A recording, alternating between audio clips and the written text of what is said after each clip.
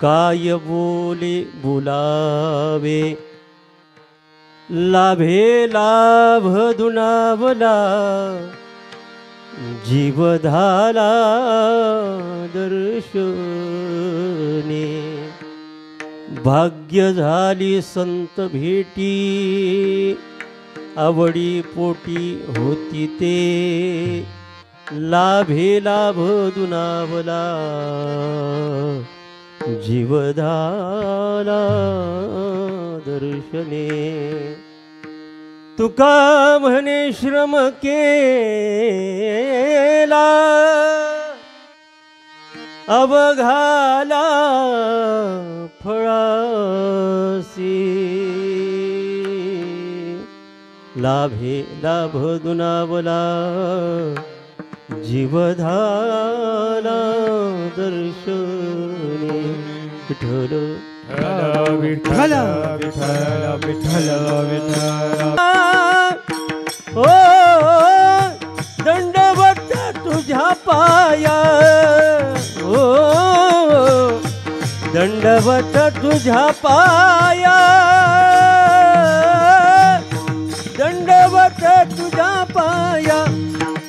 ओ पंढरीच्या राया, दंडवत तुझे पाया. ओ दंडवत तुझे पाया. ओ दंडवत तुझे पाया. पंढरीच्या राया, दंडवत तुझिया पाया. ओ दंडवत तुझिया पाया, दंडवत तुझिया पाया. पंढरीच्या राया, दंडवत तुझिया पाया, दंडवत तुझिया पाया, दंडवत तुझिया पाया.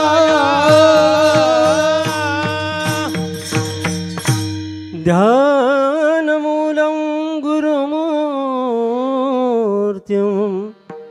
पूजामूलं गुरुपदा, मंत्रमूलं गुरुर्वाक्यं,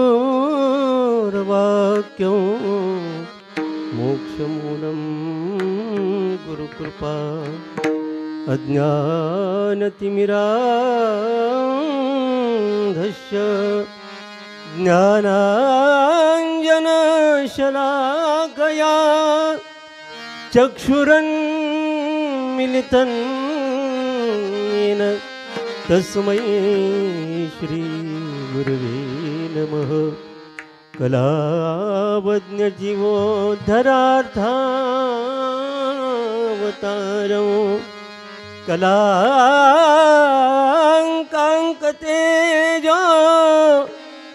धिकामोदिवक्त्रं, खलानीशवादापुनोदारलक्ष्यं, समाधिस्तमूर्तिं भजे ज्ञानदेवं. नमो सद्गुरु तुकया ज्ञानदीपा, नमो सद्गुरु सच्चिदानंदरूपा, नमो सद्गुरु भक्त कल्याण मूर्ती, नमो सद्गुरु भास्करा पूर्ण कीर्ती. सेवे लागी सेवक झालो झालो, सेवे लागी सेवक झालो झालो, सेवे लागी सेवक झालो, सेवे लागी सेवक झालो. तुमच्या लागलो निज चरणा, तुमच्या लागलो निज चरणा. अहो स्वामी सुखया देवा, यावरी न करावा भेरू. तुमच्या लागलो निज चरणा, तुमच्या लागलो निज चरणा. अहो स्वामी तुझ्या देवा,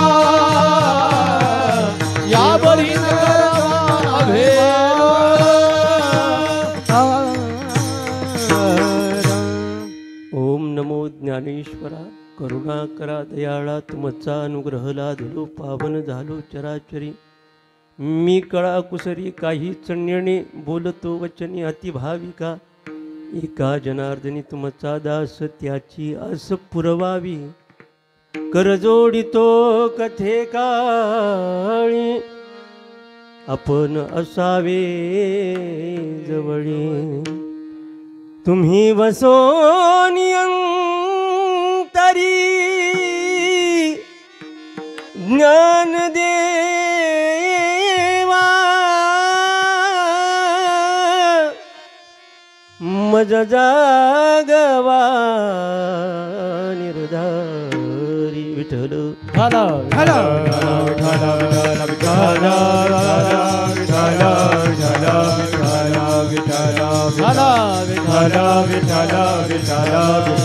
झाला झाला प्रस्तुत प्राप्त प्रसंगी प्राप्त स्थळी निरूपणाकरता चिंतनाकरता सेवेकरता सादर केलेला अभंग सर्वांच्या परिचित असेल नसेल पण संत तुकाराम महाराजांचा गाथेतील 4 चरणांचा अतिशय महत्त्वाचा अभंग आपण सेवेकरता सादर केलेला आहे। या अभंगाच्या द्वारा संत श्रेष्ठ तुकाराम महाराज आपल्या परमार्थिक जीवनाची उंची ज्यांच्यामुळे आपल्याला प्राप्त झाली त्यांच्या पुढं त्या उंचीचा परिहार देणारा हा अभंग विठ्ठल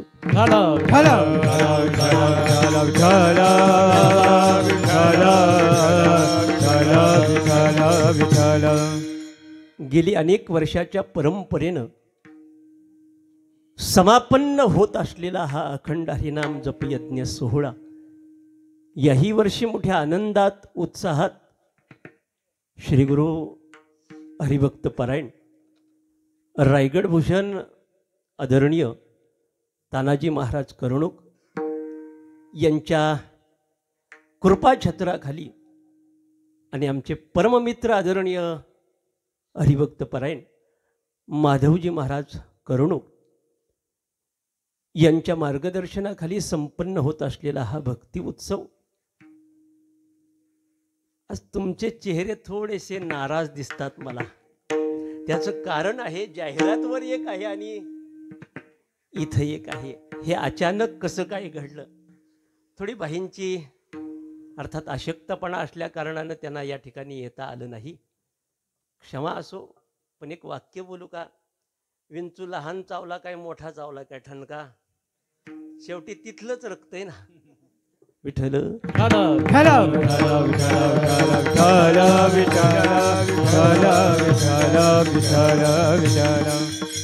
या कार्यक्रमाकरता उपस्थित असणारे या भागातील माझ्यावरती नितांत प्रेम करणारी ज्येष्ठ कीर्तनकार मंडळी आमचे आदरणीय गुरुवर्य गोपीनाथजी महाराज पाटील असतील, आदरणीय मधुकर महाराज कालेकर, आदरणीय दिगंबर महाराज सणस, आदरणीय आमचे परममित्र असणारे किरण महाराज घोसाळकर आणि सर्व सिद्धभेट परिवारातील सर्व गुणीजन प्रेमी मंडळी, आमचे श्रद्धास्थान आदरणीय अगदी मुलासारखं प्रेम मला नेहमी देत असतात। या रायगड जिल्ह्याचं वैभव म्हणून ज्यांच्याकडे एक अभ्यासू व्यक्तिमत्व पाहिलं जातं आमचे आप्पा अर्थात यशवंत महाराज देशमुख महाराज या ठिकाणी उपस्थित आहेत। आता इतर कुणाची नावं घेण्यात मी वेळ घालवत नाहीये आणि तुम्हाला नावं घेतलेलं आवडत पण नाही, मला चांगलं माहिती आहे। म्हणून अगदी अभंगाच्या पदापदाचं चिंतन आपण उर्वरित वेळेमध्ये मांडण्याचा प्रयत्न करू। विठ्ठल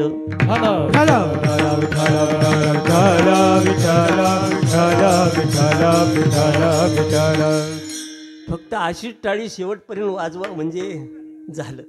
अशी टाळी जर तुम्ही इमानदारीमध्ये शेवटपर्यंत वाजवली, मी इमानदारीत कीर्तन 11 वाजता संपवणार, पण जर तुमच्याकडून टाळी वाजवण्याला बेईमानी झाली तर कदाचित माझ्याकडून सुद्धा 11चे 12 असं होऊ नये वाटत असेल तर टाळी वाजवण्याकरता आणि भगवंताचं गुणगान गाण्याकरता कंजूसपणा करू नका. विठ्ठल विठ्ठल विठ्ठल विठ्ठल विठ्ठल विठ्ठल विठ्ठल.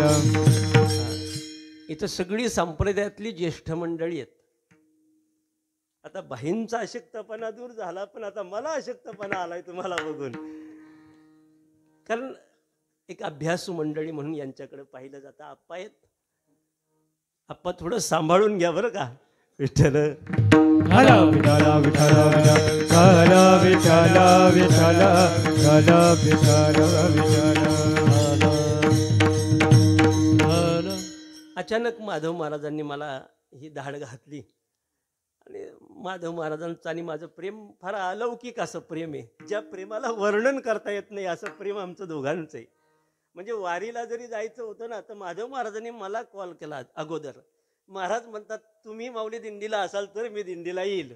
म्हणजे त्यांना एक प्रेम आहे माझ्याबद्दल. गुरुकुलात पण शिबिर घ्यायचं असेल, माऊली तुम्ही असाल तर मी. मग आपण म्हणायचं माधव महाराज मी काय शिकवणार, तुम्ही बाहेरचं बघा, आतलं मी बघतो. विठ्ठल विठ्ठल विठ्ठल विठ्ठल विठ्ठल.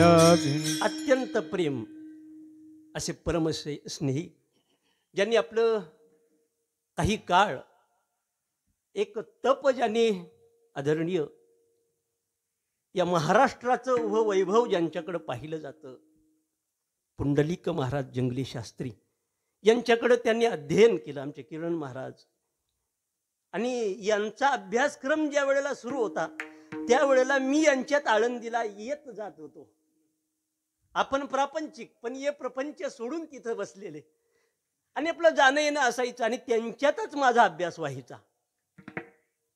फक्त यांची एक खोड वाईट होती, सांगू का. हे चहा लय घ्यायचे, लय म्हणजे तांब्या तांब्या चहा प्यायचे. मला बघितल्यानंतर असं वाटायचं हे काय माप तरी कुठले. विठ्ठल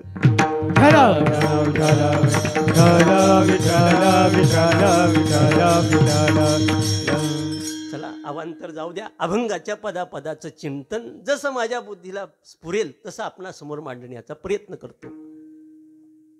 आपल्या परमार्थिक जीवनाची उंची ज्यांच्यामुळे आपल्याला प्राप्त झाली त्यांच्या पुढे आपल्या उंचीचा एक परिहार देणारा हा अभंग आहे. ऐका. या मृत्यू लोकामध्ये प्रत्येक जीव म्हणून जो जन्माला आलाय त्याला असं वाटतं आपल्यात काहीतरी बदल झाला पाहिजे. आणि प्रत्येकाला असं वाटतेच आपल्यात बदल झाला पाहिजे. बदल हा 3 प्रकारचा आहे. पहिला बदल आहे दैवी बदल, दुसरा भौतिक बदल, आणि तिसरा आहे तो आध्यात्मिक बदल. दैवी बदल हा देवाच्या कृपेनं होत असतो, भौतिक बदल हा प्रारब्धाने होत असतो, आणि शेवटचा आध्यात्मिक बदल आपल्या प्रयत्नानं होत असतो. सहजासहजी होत नाही हा बदल. त्याकरता कष्ट, सायास, मेहनत करावी लागते. आणि त्या मेहनतीचं चीज महाराज अभंगात सांगतात बरं का. विठ्ठल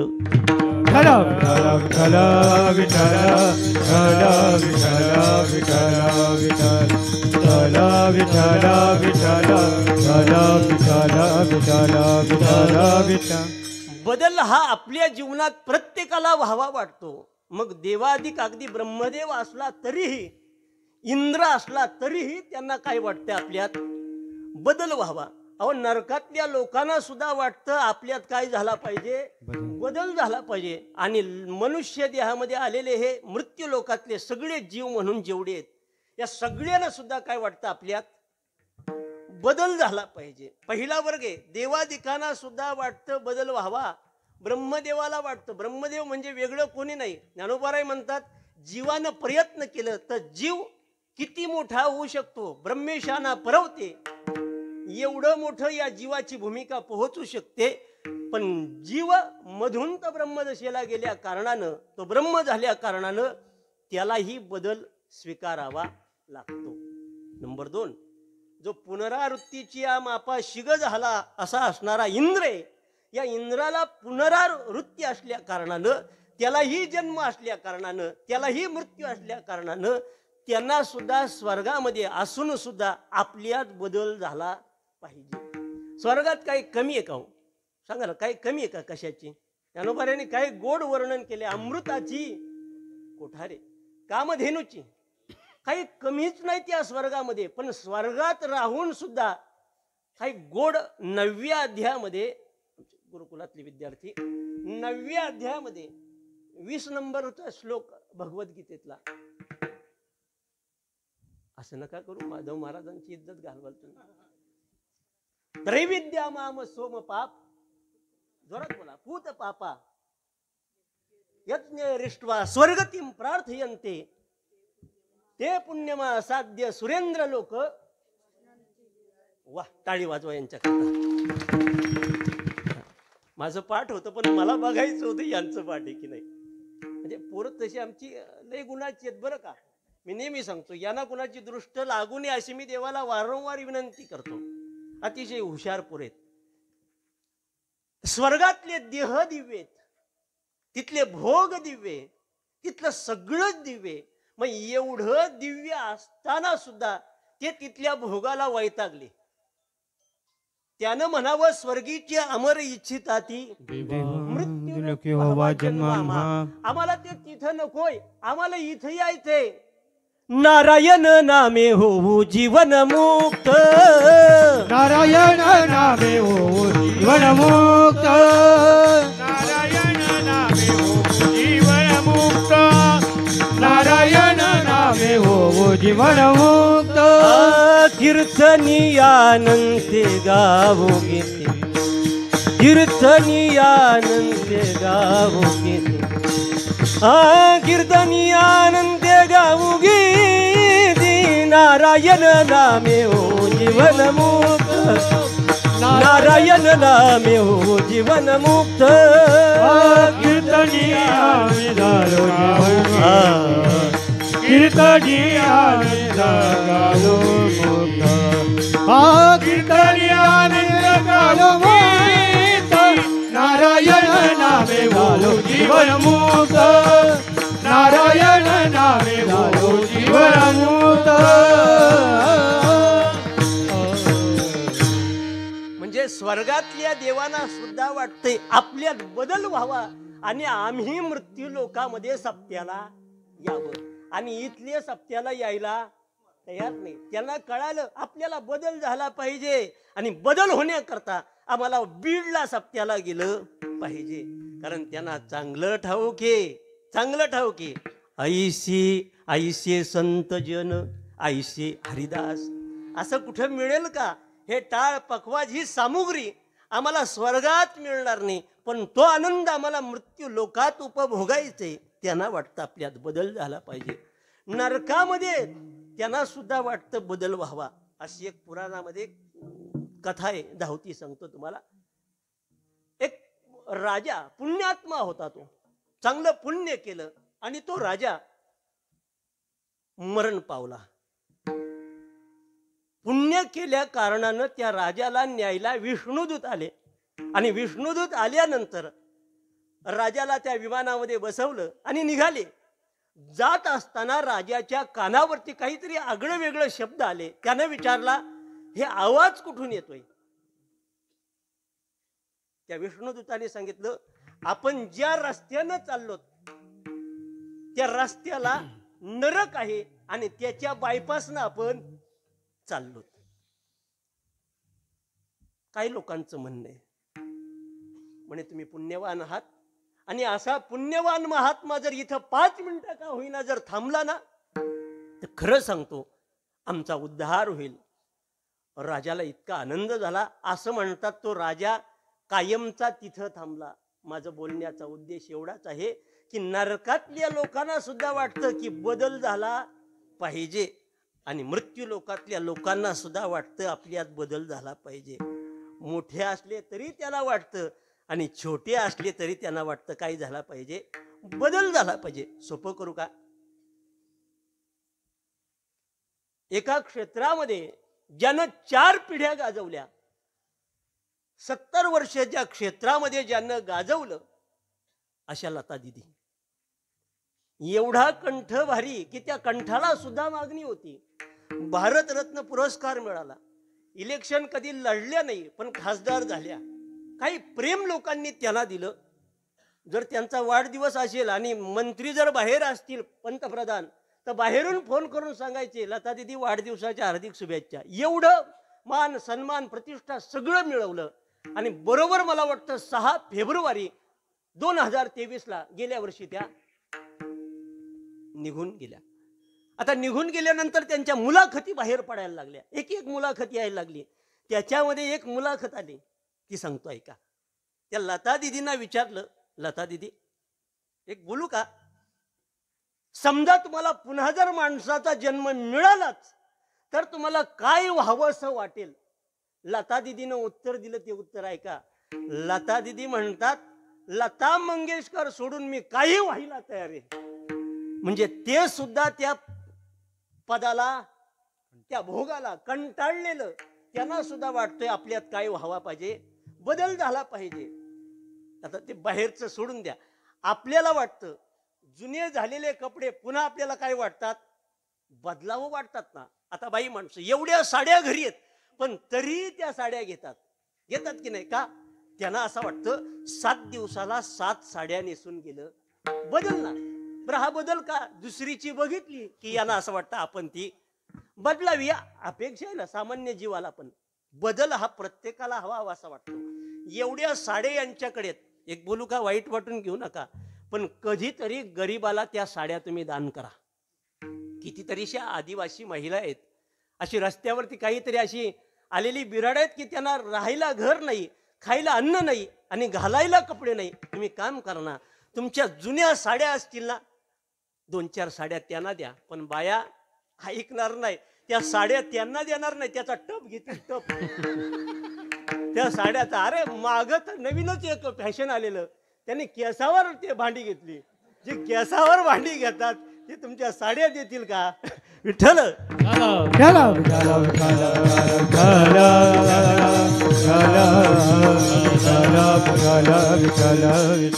माणसाला वाटतो कपड्यात बदल असला पाहिजे, रोज काहीतरी वेगळं घालावं. महिन्यानी 2 महिन्यांनी त्याला वाटतं आपल्या कपड्यात काय असला पाहिजे. कपड्याचे शौकीन असतात आमचे दिनेश दादा, मामा मंडळी, ही कपड्याची शौकीन मंडळी. पाहिजे माणसाला वाटला पाहिजे आपल्यात बदल. हा, टोपी जर या भागात कुणाची बघावी असं वाटत असेल तर महाराजांची टोपी बघावी. हा, जर मी कामशेतला अजूनही गेलो की तुमचं नाव सांगतो का, त्यांना जी टोपी देतात ती टोपी मला द्या. बदल बदल आपल्याला सुद्धा वाटतं आपल्यात काय झाला पाहिजे, बदल झाला पाहिजे. मग माणसं कपड्यात बदल करतात, खाण्यात पण माणसं बदल करतात. ते चायनीज खातात, मला त्याचं अजून काही गणितच कळत नाही. ते गांडूळ असतात बघा, ते काय ते काट्यानं तोडून तोडून खातात. बरं, ते पहिली लोक रात्री खायची ते गांडूळ, म्हणजे 2-4 वर्षापूर्वी. आता दिवसभर खातात. पण का? खाण्यामध्ये आपल्याला असा वाटतो काय केला पाहिजे, बदल केला पाहिजे, बदल केला पाहिजे. वाटतं ना आपल्याला खावंसं वाटतं, म्हणून त्या खाण्यामध्ये माणसं बदल करतात. रोज रोज वेगवेगळं खाणं, म्हणजे कालची भाजी वेगळी असेल तर आजची वेगळी, दुपारची वेगळी, सकाळची वेगळी. का? त्याला वाटतं मी बदलून बदलून राहावं, बदलून बदलून खावं वाटतं. त्याला असं वाटतं मी गाडी बदलावी, त्याला असं वाटतं मी बंगला बदलावा, त्याला असं वाटतं मी बायकोचा स्वभाव बदलावा. तुम्ही वाक्य पूर्ण ऐकत नाही, तुमची डोकी सुपरफास्ट आहेत. स्वभाव बदलावा हे प्रत्येकाला वाटतं ना. आपल्यात बदल घडावं हे कुणाला वाटत नाही. बोला ना. शास्त्रानं या बदलामध्ये 3 प्रकार सांगितले, ऐका. सामान्यतः 3 बदल. पहिला बदल आहे आपलं जीवन, अर्थात आपण मरू नये अशी प्रत्येकाला काय आहे, अपेक्षा आहे. नंबर 2, मी बदल सांगतोय बरं का. सामान्यतः पहिला बदल सांगितला आपण मरू नये. थोडक्यात आपण काय असलं पाहिजे, अमर असलं पाहिजे. न मरणे निर्विवाद जगा पडीये. आपण मरावं कुणाला वाटत नाही. वाटतं का मरावं? कुणालाच वाटत नाही. ज्ञानोबा म्हणतात आगा मर हा बोलून साथी, त्यांना बोललेलं सहन होत नाही. मरणं कुणाला आवडत नाही, त्याला अमर व्हावंसं वाटतं. अजून पुढचा आहे का, त्याला असं वाटतं आपल्याला सगळं कळलं पाहिजे, आपण ज्ञानी असलं पाहिजे. पण अजून ऐका, ज्याला सगळ्यातलं सगळं कळतं त्याला सर्वज्ञ म्हणतात, आणि ज्याला एकातलंच कळतं त्याला तज्ज्ञ म्हणतात. ज्याला दातातलं कळतं त्याला दंत तज्ज्ञ म्हणतात, ज्याला डोळ्यातलं कळतं त्याला नेत्रतज्ञ म्हणतात. बरोबर की नाही? कानातलं कळतं त्याला कर्णतज्ञ म्हणतात. एकातलं कळतं त्याला काय म्हणतात? तज्ञ. आणि सगळ्यातलं सगळं कळतं त्याला म्हणतात सर्वज्ञ. आपल्याला असं वाटतं आपल्याला सगळ्यातलंच कळलं पाहिजे. आपल्याला वाटतं मला पेटी वाजवता आली पाहिजे, मला पखवाज वाजवता आला पाहिजे, मला गाता आलं पाहिजे, असं वाटतं आपल्याला. वाटतं की नाही? वाटतं. आपल्याला वाटतं काहीतरी आपल्याला कळलं पाहिजे. पण काही लोकांना आपल्याला कळत नाही हे सुद्धा कळत नाही. कळलं पाहिजे, त्याला वाटलं पाहिजे कधीतरी मला सगळ्यातलं कळावं. नंबर 3, आपलं जीवन सुखी असलं पाहिजे. आणि याकरता माणसं रात्रंदिवस तडफडतात, प्रयत्न करतात, कष्ट करतात, मेहनत घेतात. करत नाही का हो? आपल्याकडे एवढ्या सुविधा झाल्या. मी बदल शब्दावरच बोलतोय बरं का. जिथून दार उघडलंय तिथूनच मी कडी लावून बाहेर पडणार आहे. हा, आपलं जीवन काय झालं पाहिजे? सुखी. आणि या सुखाकरता माणसानं काय केल्या? एवढ्या सुख सुविधा उपलब्ध केल्या. किती केल्या तरी पण अजून त्याचं समाधान मात्र झालं का सांगा ना? सगळ्या सोयी आहेत तरी माणूस नाराजगी. पहिलं काहीच नव्हतं आणि काही नसताना माणसं सुखी होती. आता साधनं वाढली तरी लोकांच्या मनातली भूक काही नाहीशी व्हायला तयार नाही. हो, पूर्वीचा बदल आता बदल होत गेला. आता वाजवणारे डेव्हलप झाले. पूर्वी असं नव्हतं. म्हणजे माझ्या देखण्यात तर माझ्या पाहण्यातला अनुभव सांगतो तुम्हाला. गावात जर कीर्तन असलं ना तर घडवणची करता अख्खं गाव धावायचं, बरोबर ना. आणि मग मिळाली नाही तर खुर्ची घ्यायची आणि खुर्चीवरती असा एक टेबल स्टूल त्याला उलटा बांधायचा, बरोबर ना महाराज. म्हणजे पूर्वी हे सगळे बदल हे आता घडायला लागले. हे थोडं डेव्हलप झालं ना त्यांना वाटत. पण मी मोठ्या महात्म्याच्या मुखातून ऐकलं, सत्याला घडवणची पाहिजेच. विठ्ठल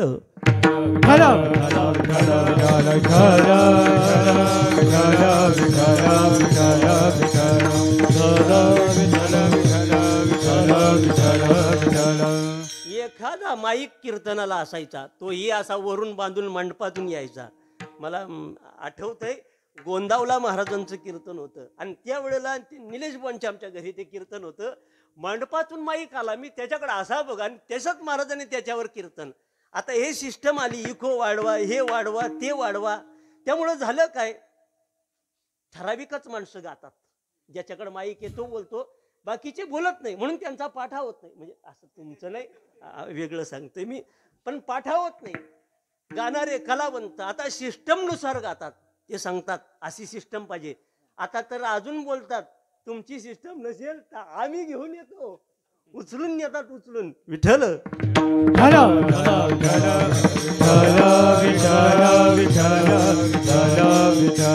एवढे बदल झाले. साधे बदल झाले का? गाड्या नव्हत्या आपल्याकडे पण लोक पायी कीर्तनाला जात होती. आता गाड्या आहेत पण लोक यायला तयार नाही, बरोबर की नाही.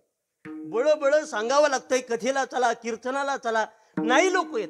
पण एवढा बदल होऊन जर आपल्याला परमार्थाची उंची कळाली नसेल तर मग एवढं करून ते फायद्याच नाही. विठ्ठल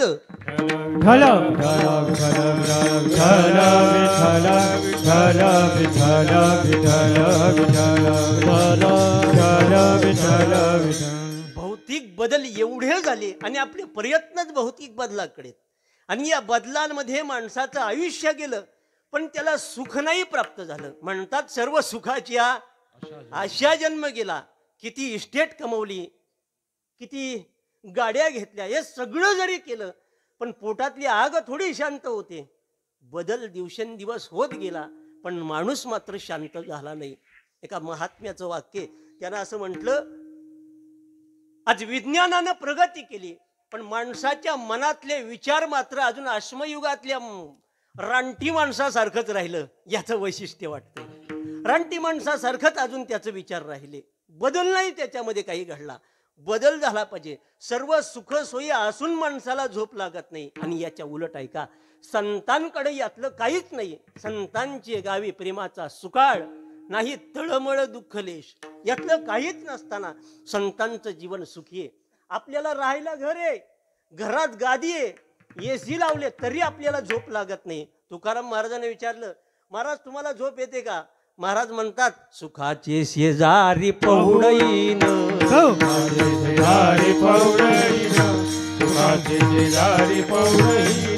तुका म्हणे मग नये वृत्तीवरी, सुख सुखाचे शेजारी पौडहीन हो सुखाचे शेजारी पौडहीन तुका म्हणे नाय ऋषीवारी तुका म्हणे माझा नाय ऋषीवारी तुकाचे शेजारी पौडहीन तुकाचे शेजारी पौडहीन महाराजांकडे यातली कुठली सुविधा नाही पण चित्त समाधानी. कधी मंदिरावरती गेलात महाराजांच्या आतल्या रूम मध्ये एका त्या दरवाजावरती वाक्य लिहिलंय सदा समाधान हेची देवाचे दर्शन. तिथं महाराजांच्या त्या रूम मध्ये लिहिलंय उजव्या बाजूला जी रूम आहे महाराजांची सदा समाधान हेची देवाचे दर्शन. सुख सुविधा झाल्या पण समाधान नाही. याच्या उलट संतांचं जीवन काहीच नाही हो पण सुखे मी निजलो गा शून्य सारोनी ते त्रिकुट शिखरी गा दान मिळे आई ते. हा महाराजांना विचारलं महाराज आंघोळ कुठल्या पाण्यानं करता. महाराज म्हणतात आनंदाचे डोही. आनंद तर काय बघा ना वस्त्रभूषण काय सर्व सुखल्यालो सर्व अलंकार आनंदे निर्भर. काय खाण्यासाठी ढेकर सुद्धा येताची त्याची ढेकरे आनंदाची हरे हर. काही आनंद सगळं महाराजांचं काही नसताना आपल्याकडे सगळ्या सुविधा असताना आपल्याला ते सुख मिळत नाही. याचं वैशिष्ट्य विठ्ठल.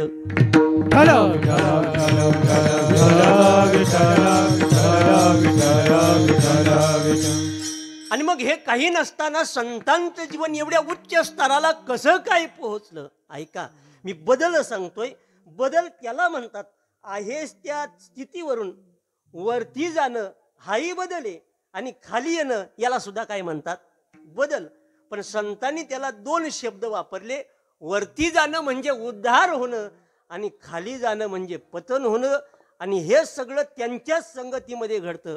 पतन उद्धार संगाचा महिमा पतन उद्धार संगाचा महिमा पतन उद्धार संगाचा महिमा पतन उद्धार संतांचा महिमा त्यजावे अधम संत सेवी त्यजावे अधम संत सेवी त्यजावे अधम संत सेवी त्यजावे अधम संत सेवी पतन उद्धार संगाचा महिमा त्यजावे अधम संत सेवी त्यजावे अधम संत सेवी.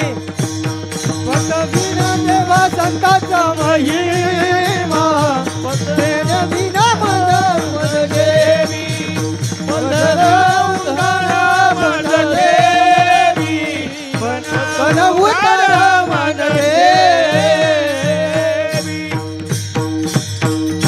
ज्यांच्यामुळं आमचा उद्धार झाला त्यांचं नाव संत आहे. आणि हे संत सहजासहजी भेटत नाही. त्याकरता सायास करावं लागतात. प्रयत्न करी संताचा सायास. असे अट्टहास सायास सांगणारी काही प्रमाण आहेत बघा. जसं एकाची म्हैस हरवली म्हणून तो भंडारावर गेला आणि भंडारावर तुकाराम महाराज भजनात होते. देह समाधीमध्ये आत्मतृप्तीचा ढेकर घेत होते. स्वतःचा विसर पडलाय. भजनाचा आनंद उपभोगतात. आणि तिथं जाऊन त्यानं महाराजांना विचारलं महाराज माझी म्हैस पाहिली का. गंगाराम मवाड महाराज म्हणतात अरे गंगाराम म्हैस शोधण्यामध्ये आयुष्य वायाला खर्च करू नकोस. तुला शोधायचं असेल तर देव शोध. संतांचे शब्द असे वर्मावर लागल्याने घरी आला. घरी येऊन पाहतो गोठ्यात म्हैस बांधलेली. त्यानं विचार केला अरे नुसतं संतांच्या असं बोलण्यानं म्हैस शोधण्यामध्ये आयुष्य घालवू नको. म्हैस तर घरी आहे आणि मी सायास करतोय असं म्हणतात. उर्वरित आयुष्य त्यानं महाराजांनी शब्द दिला देव पहावयास करिओ न धरी हे आस नाशिवंत. माझ्या विठोबाचे नाम अट्टहासे. संतांचा सायास करावा लागतात, प्रयत्न करावा लागतात एवढ्या मोठ्यांच्या भेटी होण्याकरता. सहजासहजी होत नाहीये. महाराज म्हणतात आम्ही त्याकरता सायास केले. कसे सायास केले? हरिसिन भजसे कवन गुण हो, हरिसिन भजसे कवन गुण हो, हरिसिन भजे कवन गुण हरिसिन भजे कवन ओ सायास करीसी प्रपंच दिन दिसी सायास करी हरिशिन बदसी कवना गुणे ओ हरिसिन बदसी कवन गुण. सायास करीशी प्रपंच दिननिशी. तुम्ही सायास करताय, प्रयत्न करताय, पण जिथं करायला पाहिजे तिथं करत नाही. आणि हे सायास आम्ही केलं.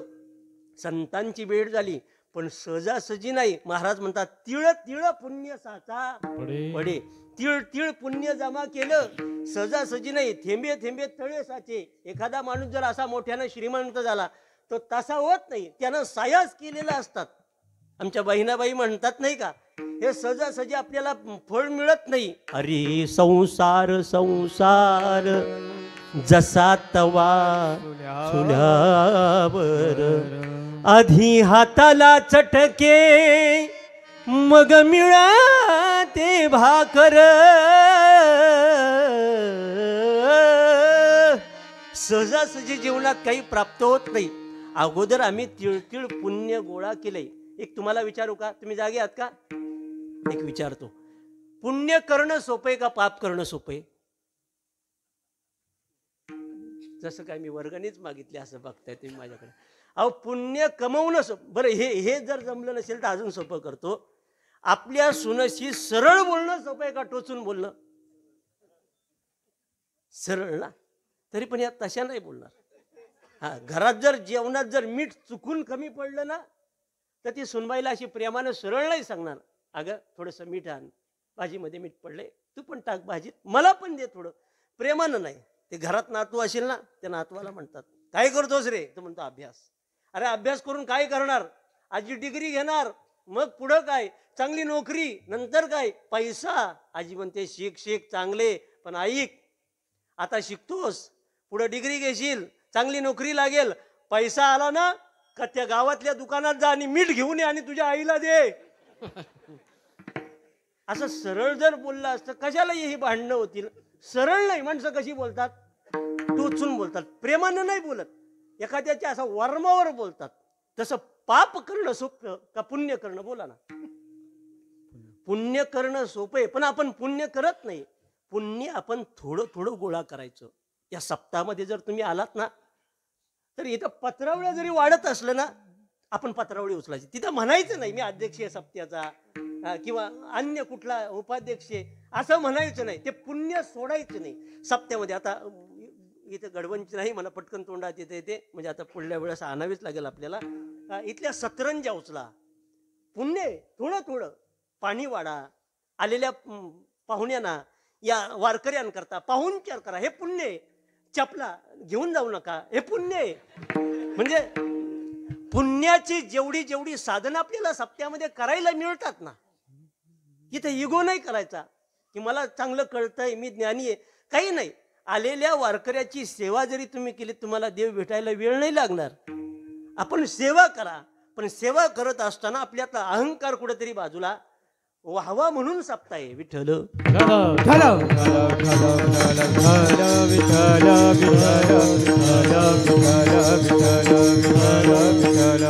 थोडं थोडं पुण्य आम्ही गोळा केलं, याच्याकरता आम्ही सायास केलं आणि त्या सायासाला आमच्या फळ आलं.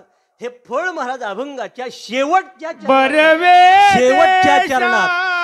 शेवटच्या तू का म्हणे श्रम केला, तू का म्हणे श्रम केला, तू का म्हणे श्रम केला, तू का म्हणे श्रम केला.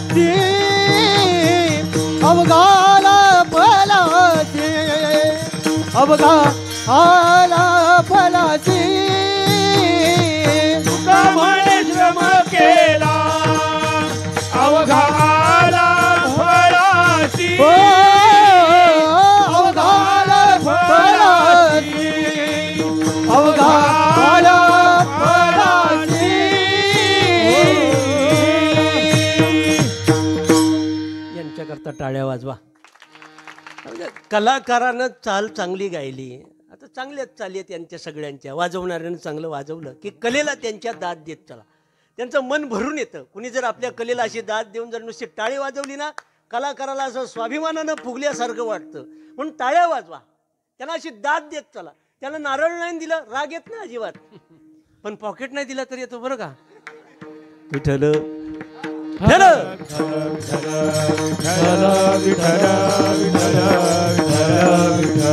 महाराज म्हणतात, तुका म्हणे श्रम केला अवघा आला फळासी. मी जे कष्ट केलं, मेहनत केलं, आता आपल्या लक्षात आलं असेल, परमार्थात केलेलं सायास कष्ट वायाला जात नाही आणि प्रपंचात केलेलं कष्ट वायाला गेल्याशिवाय राहत नाही. सरळ सरळ आहे. परमार्थात फळ असतं प्रसाद आणि प्रपंचात फळ असतं पश्चाताप. दुसरं मिळतंयच काय आपल्याला प्रपंचामधून? काहीच नाही. काकड्यामध्ये आपण ते प्रमाण गातो बघा, येथे वघे वाया गेले दिसती सायास, दिसती सायास. तुका म्हणे नाश दिसे झाल्या वेताचा, तुका म्हणे नाश दिसे झाल्या वेताचा. येथे वघे वाया गेले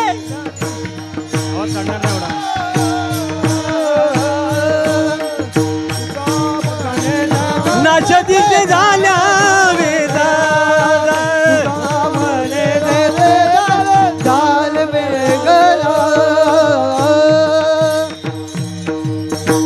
आमच्याकडच्या वारकरी चालेत, सगळ्यांना धरायला जमतील असं नाही रात्रीच्या माऊलींचं. ऐका, महाराज म्हणतात, येथे अवघे वाया गेले दिसती सायास. इथं जेवढे जेवढे तुम्ही कष्ट केले, या कष्टाला फळ नाही आलं, सगळं वायाला गेलं. बघा ना तुम्ही प्रपंचात जे जे करतो त्याला फळ आहेत का हो? महाराजांची उवे फळ ना चुंबिता, या फळ ना चुंबिता, फुल ना तुरंबिता. म्हणून तुम्ही इथं पाहिजे तो का? ही अशी मोठी माणसं, ही शिकवणारी मंडळी आम्हाला बरं का. म्हणून हे मोठे झाले, कारण आमच्यासारख्या लहानाला हेच मोठं करू शकतात. नाही तर बऱ्याच वेळेला मोठी माणसं असतात पण लहानाला मोठं होऊ देत नाही. ती दिसायला मोठी असतात पण एक नंबरची खोटी असतात. विठ्ठल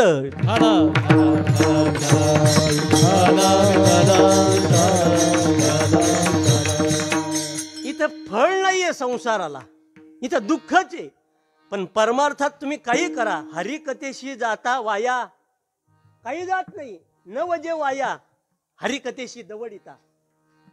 हरिकथेला गेल्यानंतर तुमचं काहीच वायाला जात नाही असं म्हणतात.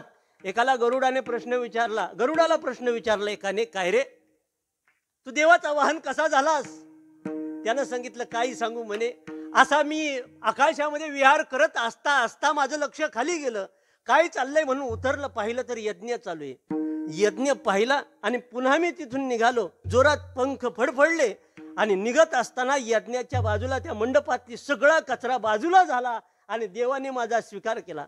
मंडपातला कचरा काढला तरी देव आपल्याला, असा त्याचा अर्थ आहे बरं का, स्वीकार करतो. इथलं वाया काहीच जात नाही, काहीच नाही. काय झालं, एक सावकार होता, कधीच कीर्तनाला नाही, भजनाला नाही, नुसता पैशात मग्न असायचा. अशी बरीचशी माणसं असतात, त्यांना काही परमार्थाशी घेणं देणंच नसतं. सकाळी उठायचं, डबा घ्यायचा, संध्याकाळी कामावर न्यायचं, डबा ठेवायचा, घरच्यांच्या सोबत जेवायचं आणि झोपायचं. कुत्र्या मांजऱ्यासारखं आयुष्य काहीच जणांचं. वाईट वाटून घेऊ नका, पण मी अशी माणसं पाहतो, त्यांना काही घेणं देणं नाही. बीडला एवढा चांगला सप्ताह चालू आहे, गेलं पाहिजे, काहीच नाही. तसा सावकार, त्या सावकाराला असं कधी कीर्तनाची गोडीच नाही, त्याला कधीच नाही. बायको परमार्थिक होती. बायकोनं सांगितलं, असं करू नका, जाणं म्हणे बीडला सप्ताह आहे. एक दिवस झाला बदल तर झाला. अहो तिथं गेल्यानंतर बदल होतो हमखास, आमचा अनुभव आहे. पुन्हा सांगितलं बायकोने, आता काय करणार, तू का म्हणे कसं बायको म्हणेल तसं, गाठीत नाही बरं का, डोक्यातले. ऐकलं त्यानं बायकोचं आणि गेला तू कीर्तनाला. कधीच कीर्तनाला गेला नव्हता. आता सावकार कीर्तनाला आले, मग लोकांची अशी थोडस, अरे सावकार आले, या पुढे या पुढे या. मोठ्या माणसाला पुढे घेतात. एकानं आपली खांद्यावरची घोंगडी, जुना काळ होता, ती घोंगडी टाकली आणि सावकाराला बोलवलं आणि म्हटलं या बसा. सावकार त्या घोंगडीवरती बसले. महाराजांचं आगमन झालं. महाराजांनी राम कृष्ण हरी राम म्हटलं आणि सावकार झोपला. राम कृष्ण हरीला झोपला होतो डायरेक्ट. याचं कारण सांगू का? महाराजांचं प्रमाण आहे, कीर्तनी बैसता निद्रे नागविले आणि खाटेवरती पडता व्यापी चिंता तळमळ. घरी माणसाला झोप लागता लाग नाही, पण कीर्तनात बसल्या बसल्या डुलकी लागते. काय वैशिष्ट्य असेल हो? हा आहे की नाही? कशाला गोळ्या घ्यायच्या झोपेला? ज्याला झोप लागत नाही त्याने साप्त्याला वस्तीला यायचं 7 दिवस. भले तू गोधडी घेऊन ये, संत समागम एखादी ये. तू कसं काय तुझा उद्धार झाल्याशिवाय राहणार नाही. या मंडपात नुसता येऊन बसा ना तुम्ही, उद्धार आहे तुमचा. इथला वायाला काही जात नाही. सावकार आला बसला. अगदी शांततेनं सावकार बसला. झोप लागली आणि जय विठ्ठल झालं. जे विठ्ठल झालं तरी तो सावकार उठायला तयार नाही. आता काय ते बळच पाठवलेलं, निद्रा घे लोडाशी टेकून या. बळात्कारी जरी आणला कथेशी, निद्रा घे लोडाशी टेकून या. हे बळच बांधून आणलेले असतात ना कीर्तनाला, हे झोपा काढतात. पण एखाद्याला मामा आग्रह नाही करायचा, धरून बांधून आणायचं. मला सांगा, कीर्तनाला यावं हे तुमच्या पायाला वाटलं पाहिजे का मनाला वाटलं पाहिजे? मनाला वाटलं पाहिजे. आल्यानंतर टाळी वाजवायची की न वाजवायची कुणाला वाटलं पाहिजे? आपल्या मनाला वाटलं पाहिजे. कीर्तन झाल्यानंतर महाराजांचं दर्शन घ्यावं का चहा घ्यावा कुणाला वाटलं पाहिजे? आपल्या मनाला वाटलं पाहिजे. माळ घालावी कुणाला वाटलं पाहिजे? मनाला. आणि काढावी हे सुद्धा मनालाच वाटलं पाहिजे ना. लोक म्हटलं असं कीर्तनात, कुठल्या कीर्तनकारानं माळ घाला माळ घाला. माझं तुम्हाला म्हणणे अजिबात घालू नका. का? ऐकावे जनाचे आणि करावे मनाचे. ज्यांनी ज्यांनी जनाचे ऐकून माळी घातल्या ते माझी बुवा झाली बरं का. कारण त्यानं मनाचं ऐकलं नाही. स्वर्गीय यशवंतराव चव्हाणांचं गोड वाक्य आप्पा, ते म्हणायचे, मराठी माणसाच्या मनात आलं ना तर वाघाच्या जबड्यात हात घालून ते जबडं फाडण्याची ताकद ही मराठी माणसाच्या मनात आहे, असं ते म्हणायचे. आणि पुढं वाक्य एक वापरायचे, हा मरल पण याच्या मनात असलं कधी येणार नाही. विठ्ठल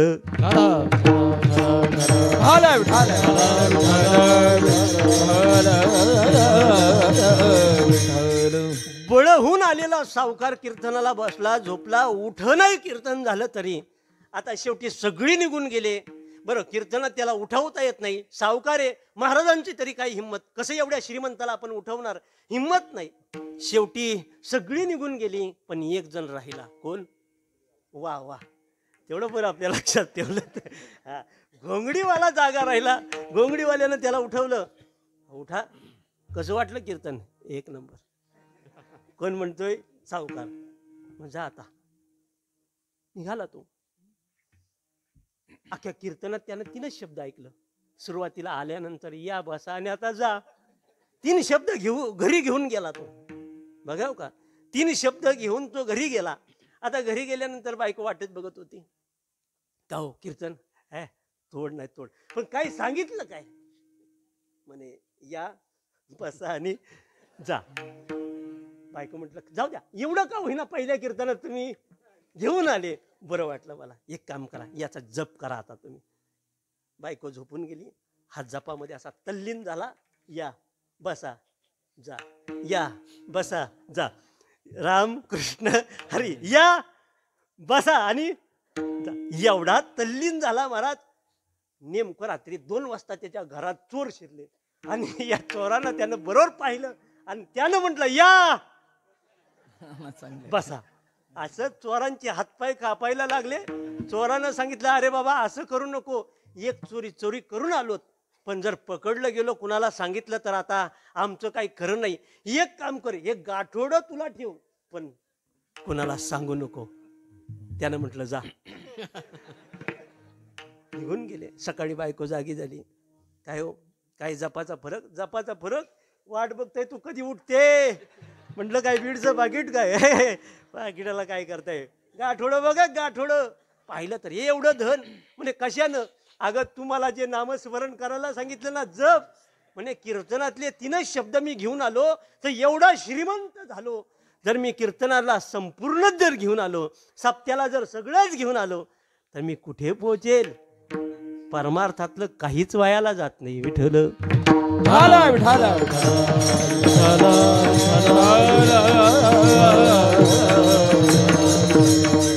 आणि संसारातलं काही कामाला येतच नाही.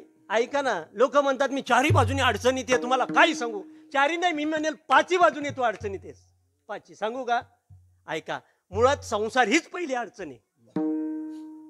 पूर्ण झाला का तो? कधी कधी झाला पूर्ण? घरात जर सकाळी सांगितलं ना साखर आणा, असं वाटतं आता टेन्शनच गेलं. संध्याकाळी लगेच आवाज जाओ गॅस पण संपलाय, झाला हा बोंबाळला. याला संसार म्हणतात. हा, ते पूर्णच मला जात नाही ना, कधीच जात नाही. संसाराचं रूपच असे. म्हणून पहिलं जे संसार हे दुःखाचं मूळ आहे.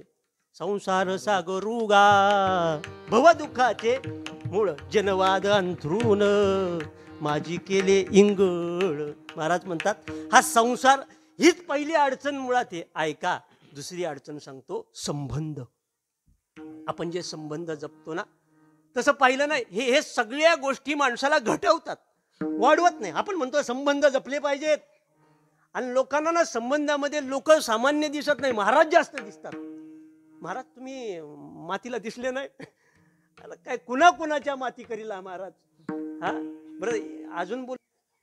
संबंध, हे संबंधच माणसाला जास्त कसलं पटलं बघा. विठ्ठल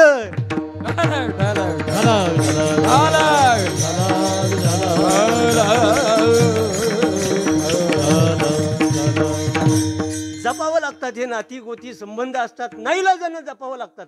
पण या संबंधानं आपल्याला काही मिळत नाही, उलट आपण त्यात घटत जातो. काय गेल्यानंतर पेट्रोल खर्च आहे का, काय आहे का, काहीच नाही. कीर्तनाला बरं असतं संबंध जपायला. इथं संबंध पण जपले जातात. विठ्ठल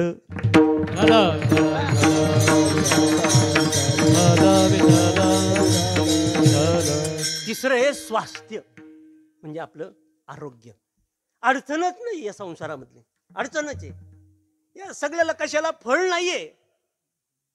स्वास्थ्य संबंधी पण अडचणीच आहेत सध्या माणसाला. पहिले चुकून एखादा डॉक्टर असायचा, चुकून चुकून म्हणजे औषधाला खरंच एकच औषध खोपोलीत असा चुकून एकच. कोण होता पहिला? देशपांडे. आणि गेलं तर वरती लोणावळ्यामध्ये माने होता. हे दोन असे ठराविक डॉक्टर होते.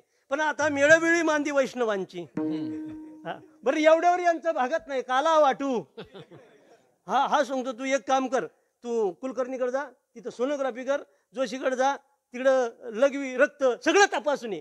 म्हणजे हे जणू काय वाटून खातात त्या पेशंटला, असं वाटून घाटून. मला चांगला अनुभव आहे. हे असे नाचवतात. स्वास्थ्य संबंधाला सांगतोय तुम्हाला. सांगा ना, असं कुटुंब आहे का, कुठलं कुटुंब त्याच्या घरात, मी सांगतो त्या गोळ्या नाही, लिहून नका घेऊन येतो, घ्या लिहून. ऐका, त्याच्या घरात बीपीची कुणाची तरी गोळी असतेच. हा, ऍसिडिटी तर हमखासच आहे सगळ्याला. हा, त्याची गोळी माणसाची असते. पेन किलर आहे ते. इथला रोग कुठला मला माहिती आहे, पण मला तुमच्याकडून ऐकायचं. म्हणजे गोळी तुमच्या घरात आहे. डायबिटीजची गोळी आहे, रक्त पातळ होण्याची गोळी आहे, शुगरच्या गोळ्या आहेतच ना. हे सगळं हे अडचणीच अडचणी. 3 अडचणी सांगितल्या. चौथी सांगतो, संतती ही सुद्धा अडचणच आहे. आपल्याला असणारी संतती आपल्याला सांभाळेल न सांभाळेल, फळ देईल का ते सुखाचं? आणि देत असतं तर एवढे वृद्धाश्रमात झालेच कशाला असते? आपलेच आई वडील एखाद्या वृद्धाश्रमात माणसं सहज ठेवतात, काय वाटत असेल त्याला. मला कधी कधी असं मी पाहायला मिळतं ना महाराज, एकाकडे बाप असतो आणि एकाकडे आई असते. जणू काय त्यांच्या वाटण्या केल्या त्यानं, 2 भावानं. आई त्याच्याकडं, बाप याच्याकडं, दोघांच्या वाटण्या करतात. अरे त्यांची पण मन आहेत, त्यानं पण एकमेकावर प्रेम केलंय, त्यानं लग्न केलंय, त्यांची मनं जुळलेली आहेत, त्यांचे विचार जुळलेले आहेत. आपण त्यांना वाटणं म्हणजे किती त्यांना त्रास होत असेल याचा विचार करतो का? साधा साधा तरी विचार करतो का? कधीतरी आपण हा केला पाहिजे विचार. विठ्ठल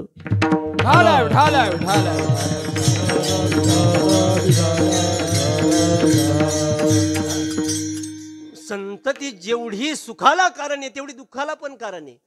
आपण बघा तुम्ही, ज्याला मुलगा नाही तो पण दुःखी आहे, ज्याला एक आहे तो पण दुःखी आहे ना, ज्याला डझनभर आहेत दुःखीच आहे ना, तो थोडी सुखी आहे. सगळ्यांना दुःख आहेच ना. तुम्ही बघा ना, त्याला विचारा, मुलाचं काय सांगू म्हणे, विचार नाही. हे म्हाताऱ्या माणसांना विचारा, वयस्कर मंडळींना काय दुःख नाही ते. त्यांना ना गावातल्या माणसांना धोका दिला काय वाटत नाही. शेजारच्यानं धोका दिला वाटत नाही, पण घरामध्ये सुनाच्या देखत जर मुलगा तोडून बोलला ना तर जीवाला असा हाय हाय लागतं, त्याला डोळ्यात असं पाणी येतं त्या म्हाताऱ्या माणसाच्या. असं वाटतं जगू नये, पण जगतो एवढ्या करता, मरत नाही म्हणून जगतो तो. नाहीला जास्त जगत असतो, त्याला माहिती आहे जगण्यात आता अर्थ उरलेला नाही. घरातलीच माणसं आपल्याला हाय हाय करतात. ते महाराजांचं प्रमाण मज नाही हात पाय डोळा पडली, कर्ण बधीर झाले, वाचा बोले बोबड, नाक मुख गळू लागले, लाल आणि शेंबूड श्वानापरी गती झाली, अवघी करीती हाडहाड. अवघी हाडहाड करतात. आणि मग हे सगळी त्यांची हाडहाड करून हे जे जातात ना लोक, ही मंडळी निघून जातात पितर, आणि मग गेल्यानंतर आपल्या घराण्याला शांती मिळत नाही. मी असं वाचलंय तुकाराम महाराजांचं गोड प्रमाण आहे. ही जर मंडळी आपल्याला आशीर्वाद देऊन जर गेली नाही, चिडचिड करत जर गेली ना, तर हाताची बोट अशी मोडीत जातात. आ कटा त्याची करीती पितर वंशी दुराचार पुत्र झाला, असं बोट मोडीत मोडीत जातात ते सगळं. बघा तुम्ही बऱ्याच घरात जर तुम्ही गेलात ना, त्या घराण्यामध्ये अशी पॉझिटिव्ह एनर्जीच नाही. काही अशी घरे आहेत की चहा घ्या पाणी प्यायची इच्छा नाही, अशी घरे आहेत. त्याचं कारण एकमेव कारण की पितृदोष. घराण्यातली गेलेली मंडळी समाधानानं नसतात गेलेली. म्हणून बऱ्याच वेळेला तुम्ही एकदा ब्राह्मणाकडे गेलात की तो काय सांगतो, तुम्ही एक काम करा, तुम्ही पितृदोष तेवढा तुम्हाला त्र्यंबकला जावं लागेल, तेवढी शांती करावी लागेल. याचं काय कारण, याचं हेच कारण, जिथे नाही अन्न आणि मेल्यावरही पिंडदान. जिवंतपणी तुम्ही त्यांना विचारलं नाही आणि आता मेल्यावरती पिंडदान करताय, कसं त्यांना तुम्हाला हे मिळेल, पुण्य कशानं मिळेल, कशानं आशीर्वाद तुम्हाला लाभतील, नाही मिळू शकत. याकरता जिवंतपणे असताना एकानं तर म्हातारी मरत नाही म्हणून त्यानं वाड्यात बांधल्याने आपण निघून गेला, तडफडून त्या वाड्यात मेले. आणि नंतर त्यानं मेल्यानंतर चांगलं तूप आणलं, खोबरा आणला, डाळडा आणला लोकांना दाखवायला. आता कशाला ते, अरे जिथे नाही हे विचारलंस आणि मेल्यावर लोकांना दाखवण्यासाठी करू नये. म्हणून संतती ही सुद्धा काय आहे, अडचणच आहे. सगळीच म्हणत नाही बरं का, काही चांगली सुद्धा असतात. धन्य माता पिता तयाची आपुल्या हिता जो अशी जागता, धन्य माता पिता तयाची, अशी ठराविक असतात. पण संतती सुद्धा अडचणी. शेवटचा आहे का, संपत्ती सुद्धा काय आहे, अडचणी. आपल्याकडे असणारा पैसा पाणी हे संपत्ती सुद्धा अडचणच आहे बरं का. पैसा जास्त ज्याच्याजवळ आहे त्याला झोप लागत नाही. का लागत नाही, उद्या हे कुठं खर्च करायचं म्हणून झोप लागत नाही. ज्याच्याकडे नाही उद्या कसा खर्च करू म्हणून त्याला झोप लागत नाही. काही वैशिष्ट्य आहे विठ्ठल.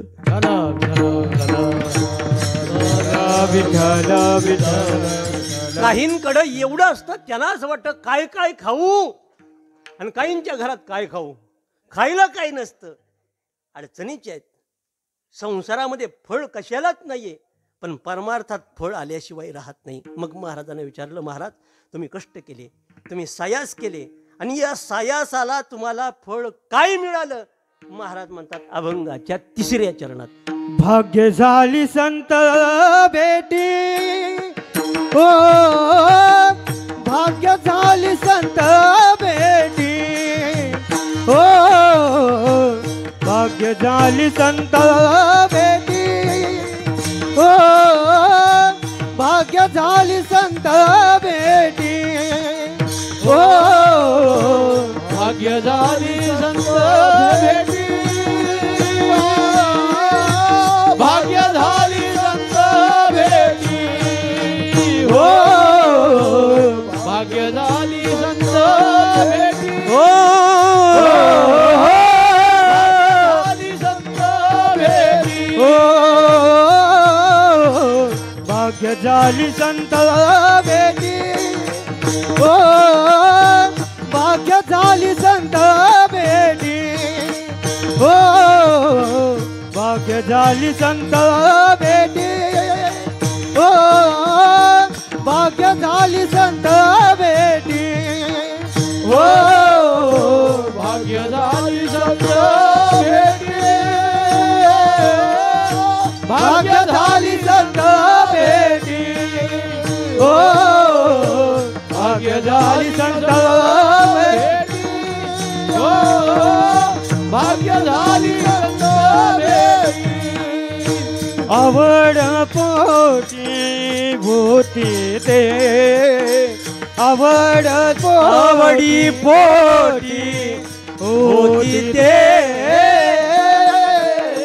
लाभेला बधुरावला ओ लाभेला बधुरावला ओ लाभेला बधुरावला लाभेला बधुरावला आवडी पोटी होती दे आवडी पोटी होती दे लाभेला बधुरावला ओ लाभेला बधुरावला ओ लाभेला बधुरावला ओ लाभेला बधुरावला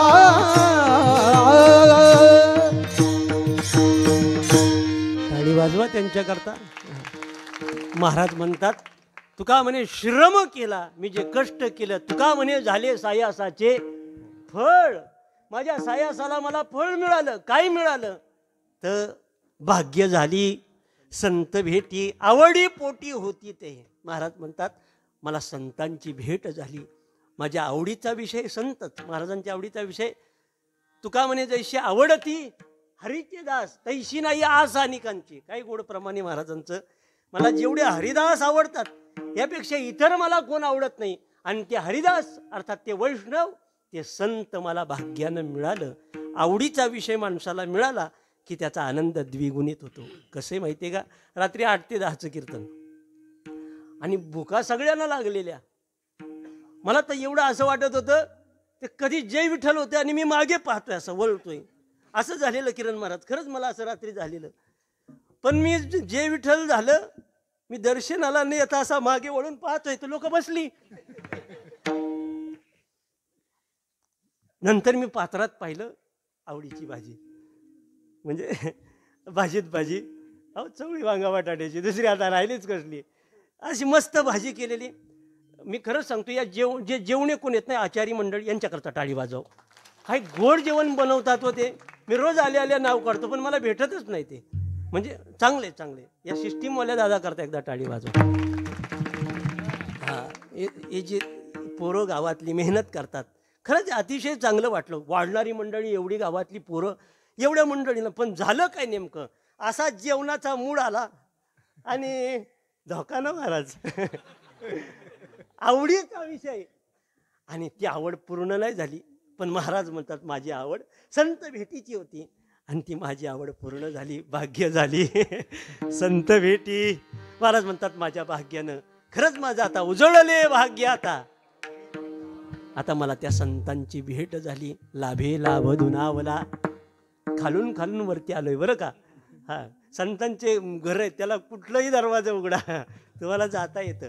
मागून केला खालच्या चरणातून की लोकांना बरं वाटतं आता कीर्तन संपत आलंय म्हणून खालून प्रवेश केलाय. महाराज म्हणतात आता ते संतांची भेट झाली. लाभे लाभ दुनावला यम लब्ध्वा चापरम लाभ मन्यतेनाधिकम ततः यस्मिन स्थितो न दुःखेन गुरुणापी विचारले ते.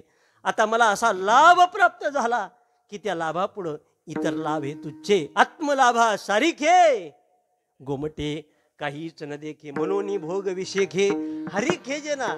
आता तो मला लाभ प्राप्त झाला. अलभ्य तो लाभ होईल अपार नाम निरंतर म्हणता वाचे. तो लाभ मला नामचिंतनानं या संतांची भेट झाली. लाभे लाभ दुनावला. दुनावला या शब्दाचा अर्थ आहे लाभात लाभ झाला. म्हणजे पहिल्यांदा हे शरीर मिळालं हे दुर्लभ होतं आणि दुर्लभ असणारे संतही भेटले त्याला म्हणतात व्याजात व्याज. लाभे लाभ दुनावला. आणि मग महाराज असं झाल्यानंतर तुमच्या जीवनात परिवर्तन झालं. ज्यांच्यामुळं झालं त्यांच्याबद्दल काही बोलता येईल का. महाराज म्हणतात नाही बोलता येत. अभंगाचं पहिलं चरण. बरवे देशावर झालं बरवे देशावर झालं बरवे देशावर झालं बरवे देशावर झालो बरवे देशावर झालो बरवे देशावर झालो बरवे देशावर झालो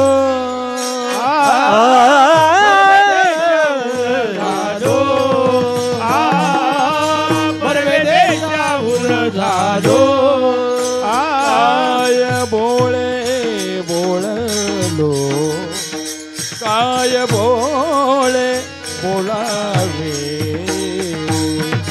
काय बोळे बोलवावे, काबेला बधुनावला काबेला बधुनावला काय बोळे बोलावे, काय बोळे बोलावे,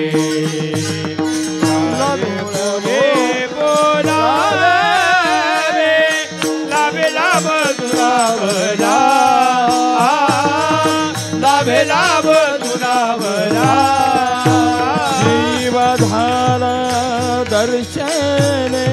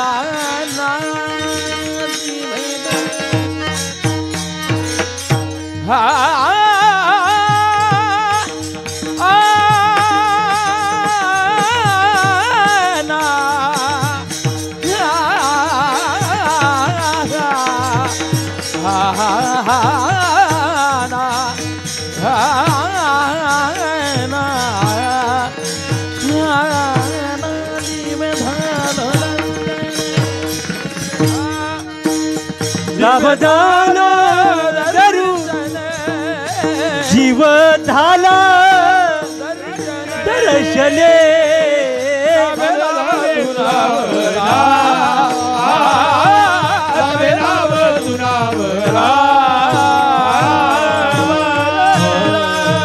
रोबा रखुमाये धोबा जय डोबा रखुमाये, डोबा रखुमाये, विठोबा रखुमाये, विठोबा विठोबा विठोबा रखुमाई विठोबा रखुमाई धोबा रखुमाये, धोबा रखुमाये, धोबा रखुमाये, विठोबा रखुमाये, धोबा रखुमाये, धोबा रखुमाये, धोबा रखुमाये, धोबा रखुमाये, धोबा रखुमाये, धोबा रखुमाये, धोबा रखुमाये, धोबा रखुमाये, धोबा रखुमाये, धोबा रखुमाये, धोबा रखुमाये, धोबा रखुमाये, धोबा रखुमाये, कुंडली कवरधारी विठ्ठल श्री ज्ञानदेव धोबा रखुमाये, धोबा रखुमाये, धोबा रखुमाये, धोबा रखुमाये, धोबा रखुमाये, धोबा रखुमाये, धोबा रखुमाये, धोबा रखुमाये, धोबा रखुमाये, धोबा रखुमाये, धोबा रखुमाये, धोबा रखुमाये, धोबा विठोबा रखुमाये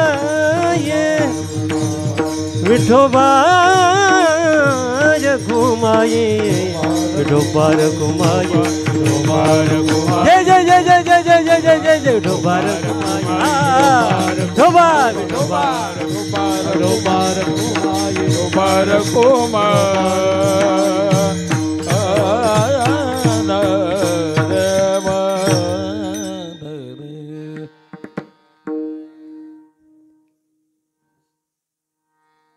शहाणे गायक त्यांना म्हणतात. भैरवीतून जागेवर ते टॉप टाकला मालकंसमध्ये. या कर्जत तालुक्याचं वैभव म्हणून ज्यांच्याकडे पाहिलं जातं. वैकुंठवासी गजानन बुवा पाटलांचे ते शिष्य आहेत. गजानन बुवांचं काय सांगावं. त्यानं माझा आवडता विषय गजानन बुवा पाटील म्हटले का वा वा वा वा. त्यानं नुसतं जरी म्हटलं परिमळाची धाव भ्रमर ओढी तैसी तुझी गोडी लागो मज. काय अभंग होते हो. हा गजानन पण गायलं की समाधी लागायची आणि त्यांच्या तालमीत महाराज तयार झाले.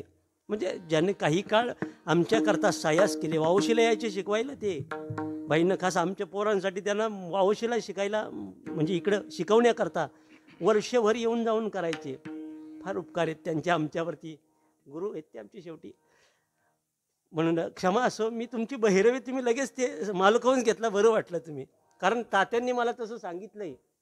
एवढा सप्ताह झाला पण भैरवी काय झाली. हां, भैरवी झाली पाहिजे. बरोबर बोलले तुम्ही तात्या, तुम्हीच भैरवी म्हणा. भैरवी झाली पाहिजे म्हणून मी अगदी ते थांबवलं. आला ऐका. महाराज म्हणतात बर्वे देशावर झालो, मला बदल सांगायचे. महाराज म्हणतात माझ्या जीवनात बदल झाला. ऐका बदल काय झाला. मी या देशातून त्या देशात गेलो. देशावर म्हणजे देशाच्या पलीकडे. अगोदर या देशामध्ये होतो, नवद्वारे पुरे देही याच्यामध्ये मी राहिलो. पण आता ब्रह्मपुरी वास करणे अखंड, न देखी जे तोंड विटाळाचे. आता पुन्हा याच्याकडे बघायचं नाही. आता उरलेलं घर ज्ञानदेवा घर चिदानंदी निरंजनी आम्ही बांधिले. निरंतर राहिलोसे निराकारी निरंतर राहिलोसे. आता आनंदाने आम्ही त्या घरात राहणार. त्यांच्या कृपेनं मला ही अवस्था प्राप्त झाली. विचारलं महाराज त्यांच्याबद्दल काहीतरी बोला. महाराज म्हणतात काय वानू आता नाही येथ वैखरी कैशेने सांगे वाचा परे वारे परे बोलणे परे खुंटले. असं काहीतरी उभी येते. परे परते बोलणे खुंटले. वा परे ही परते बोलणे खुंटले. तेथ वैखरी कैशेने सांगे. कसं सांगेल सांगा ना. जे इंद्रिय निर्णता, जे इंद्रियाचा विषय असू शकत नाही, इंद्रियाच्या पलीकडे असणारा जो विषय आहे, मनाची नखी न लगे ते किरज काही होईल. म्हणजे ही संतांची कृपा आहे. मला नाही त्या संतांबद्दल बोलता येत. मग विचारलं का हो, ज्या संतांबद्दल तुम्हाला बोलता येत नाही, ज्यानं तुमच्या जीवनात एवढा बदल केला. तुकाराम महाराज या आलेल्या बीडकरांना, या पंचक्रोशीतून आलेले सर्व साधक मंडळी, काही दूरवरून आलेली मंडळी, याला त्या संतांची नावं तरी सांगा. महाराज म्हणतात तेवढं मी सांगतो. ऐका, ती 2 नावं लिहून घ्या, लिहून घ्या आठवणीनं. ज्ञानेश्वर, हा हा ज्ञानराज माऊली तुकाराम. ज्ञानेश्वर माऊली ज्ञानराज माऊली महाराज. ज्ञानेश्वर माऊली ज्ञानराज माऊली. जय जय ज्ञानेश्वर माऊली ज्ञानराज माऊली महाराज ज्ञानेश्वर माऊली ज्ञानराज माऊली तुकाराम. ज्ञानेश्वर माऊली.